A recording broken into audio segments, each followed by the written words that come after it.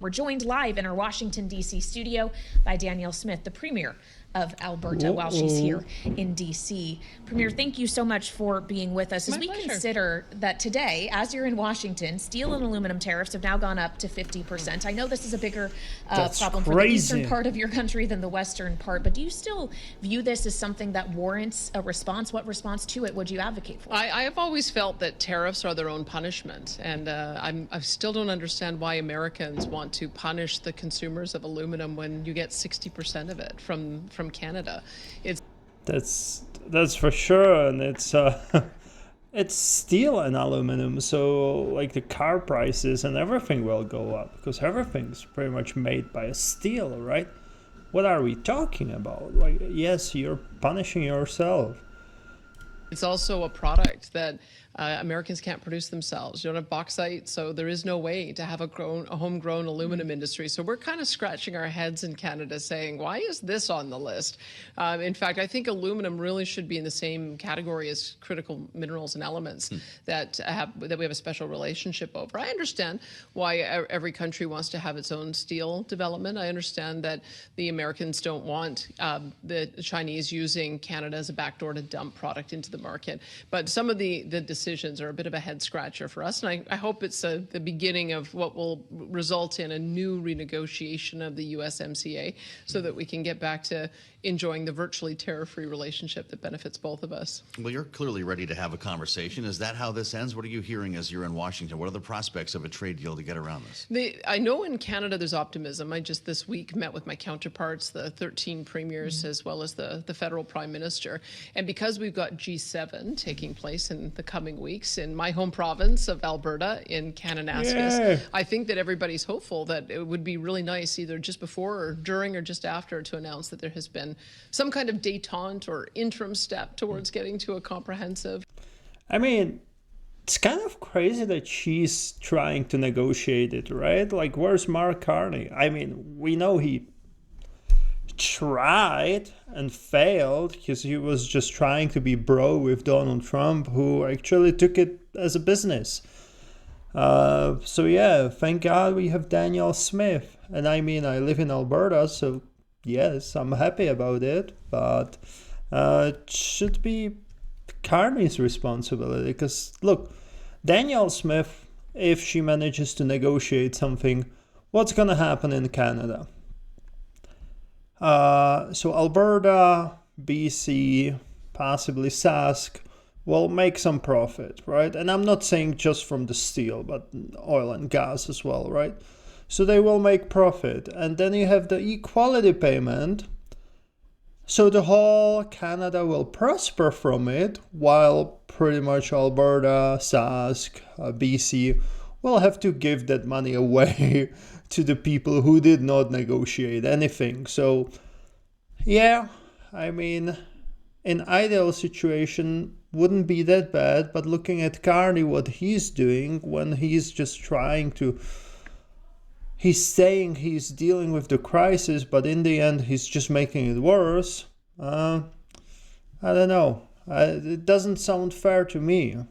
Renegotiation of trade. Especially since, for example, Alberta voted like one liberal into the parliament or during the election. Everything else was just blue, just conservative. So, yeah, not really fair. I know that Dominic LeBlanc, who is our counterpart to Howard Lutnick, is in Washington as well, having some of those conversations. Okay, I don't want to prejudge what the outcome would be, but at the moment we have a virtually tariff-free relationship with the United States. For all of the threat of tariffs, all of the USMCA compliant goods don't have tariffs on them right now. We've got a problem with steel, cars, aluminum, and timber. But I think that I think we're beginning to see a realization on both sides that we are stronger together, and it's better to maintain the relationship as it is. For well, sure. As you mentioned, all of the premiers getting together, what are you asking of Prime Minister Carney? Are there things you're pushing for him to do in terms of action? I think what you're seeing is that the sentiment is that if the Americans truly do want us to find other trading partners, then we should be serious about that. We should be trading more with each other. Maybe rather than sourcing some of our steel beams and other products from America, maybe we source it from Ontario and Quebec.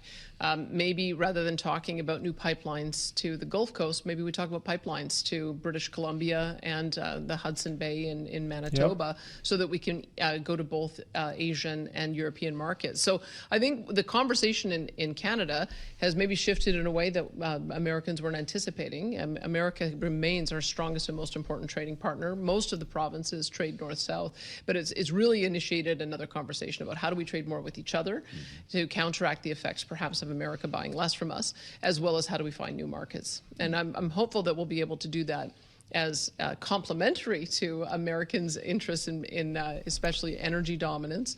But at the moment, is when you've got a friction in your relationship, that's one of the things that we're trying to sort out.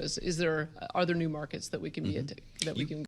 Yeah, definitely, and that's what Pierre Poilievre said prior to election, right? That was his whole plan. Like, he didn't focus directly on the US. He focused on how to get us independent on the US. And then you had Mark Carney, who was like, oh, elbows up, we're going to fight the US. I'm going to tell him about 52nd state or 51st state. And look how it ended up. We got more tariffs.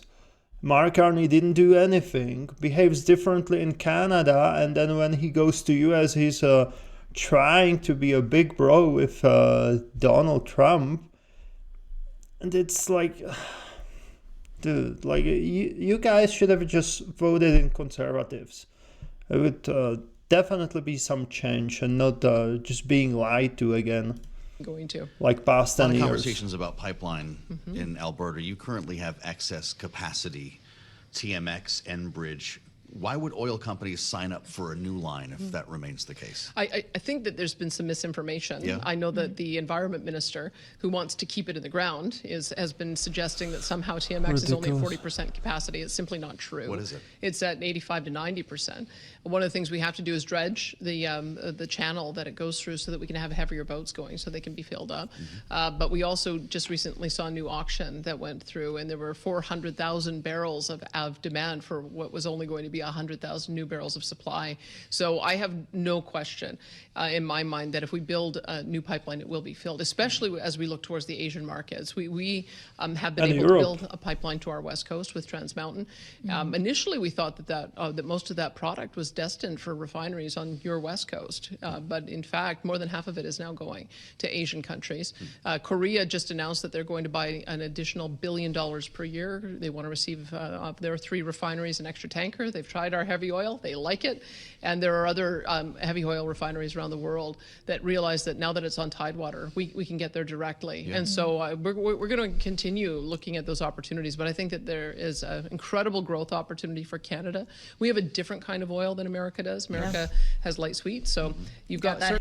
And that's the thing, right? Like, yes, net zero sounds good, but when you're hearing about this demand, do you really think that other countries care? Like, why should Canada strive to be net zero when it pretty much means that people will suffer? And right now they do. Like, remember how it was with carbon tax? Now we still have industrial carbon tax. All of it. Like, when you're trying to push for net zero, you need to have money to pay for it. And right now the money is coming from the taxes. Yes, there are some investments, but it's not going to cover everything, right? Like I said multiple times before, if you want net zero, sure, crank up the oil and gas right now and let, 5-10% go towards the clean grid. And then in 10 years, we can talk about it. You can build it in 10 years, right? You're going to have it financed by fossil fuels, and then you can slowly lean off that. But right now, like what? If you get rid of oil and gas by 2035, do you really think normal families will be able to afford electric cars? The normal families right now are not even able to afford a rent. Like, you go for overtime just to pay your bills. You're not going to overtime to buy a new car. No, You're literally just trying to survive.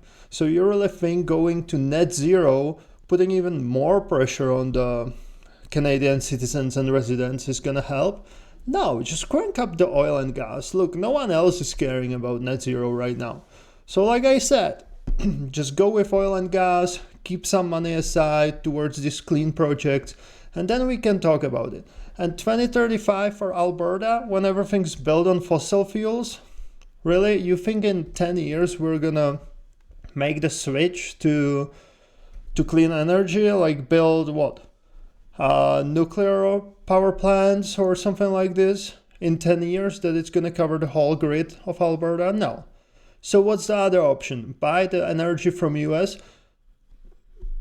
Okay, you're gonna have kind of a fake net zero in Canada because you're not producing oil and gas, but at the same time you're still gonna be participating in everything you were fighting against, right? So it's just ridiculous, this race to be net zero that's not good for anyone. And don't get me wrong, like I think we need to protect the environment for sure, but we have pretty good regulations, and you want to protect the environment, but for whom? Like if you continue going this way, the Canadian citizens will suffer.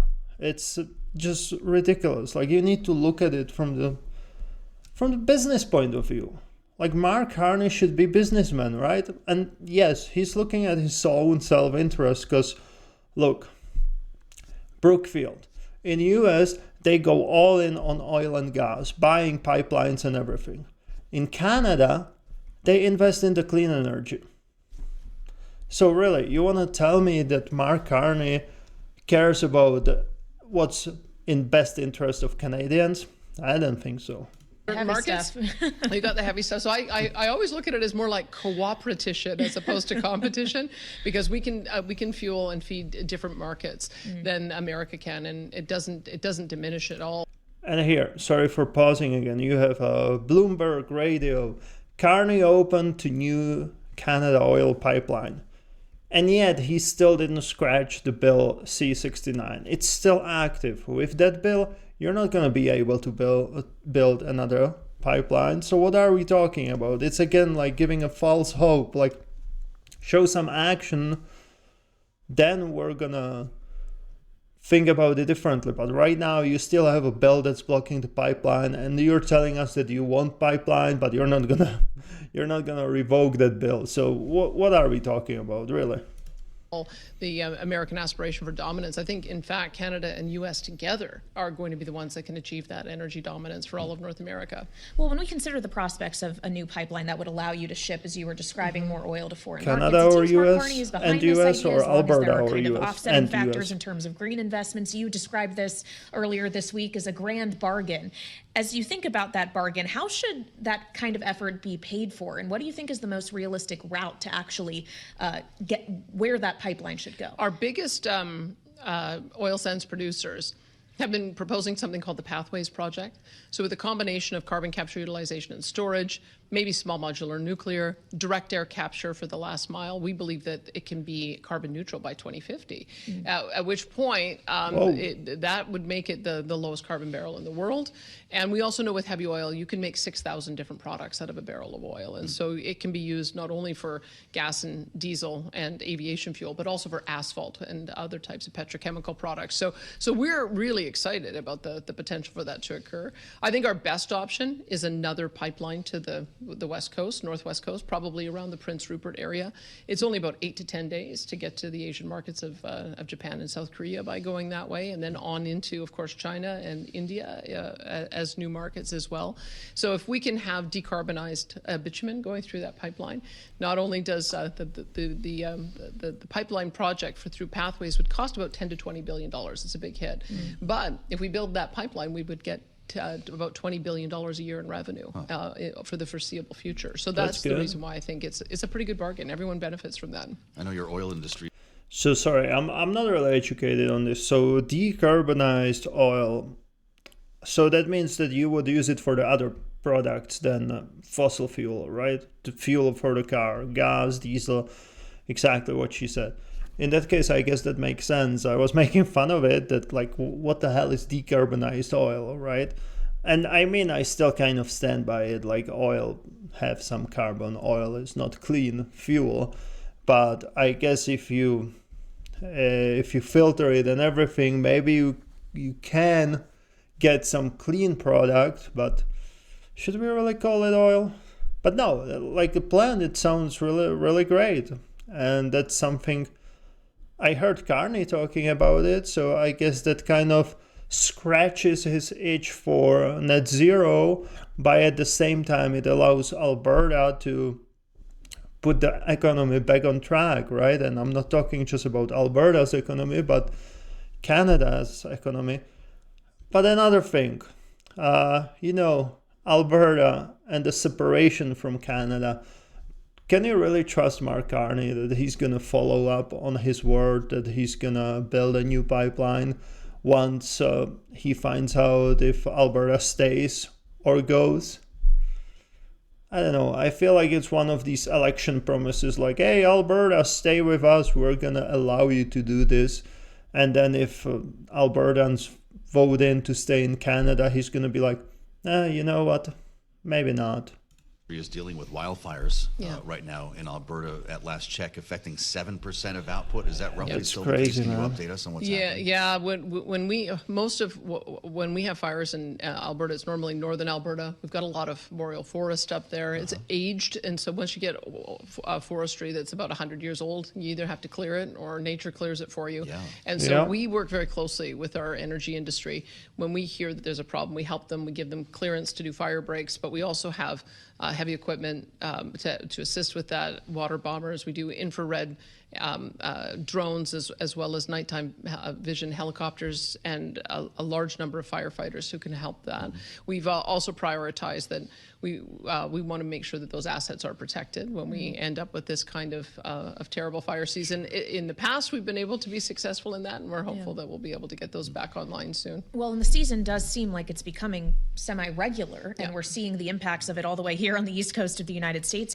I feel like that should have been one of the points during election. Like, what are you planning to do with the wildfires? Because, yes, it's a wildfire season. During summer, it's crazy over here. Like today, it's smoky. You can smell the smoke in the air.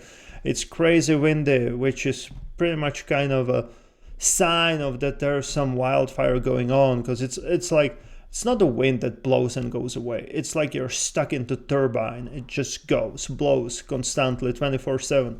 And yeah, like I said, you can see the smoke, you can smell the smoke. And yet you don't really hear about politicians talking about it during the election campaign. And it's like, well, what are you planning to do with it? Because it's not only about the smell, wind, whatever, right?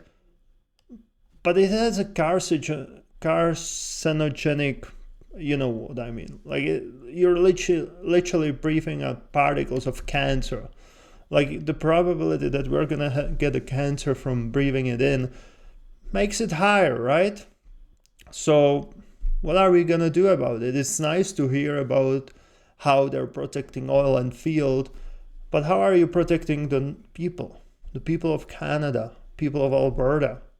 In terms of air quality, is there anything else Alberta is looking at doing in terms of mitigation, trying to make sure that even with the seasonality that these fires are not as severe in the years to come? I think we have to be realistic about the incredible volume of forestry that we have and how old it is.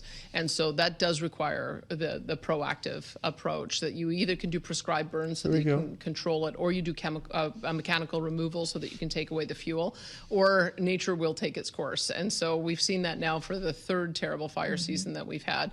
But those are the mechanisms that we're using. We've got to get new green growth going, because that's going to be the way that we have a differential in age in our forests, and hope that we don't end up with these problems. I should also mention we found that 67% of fires are started by human caused. So people being careless.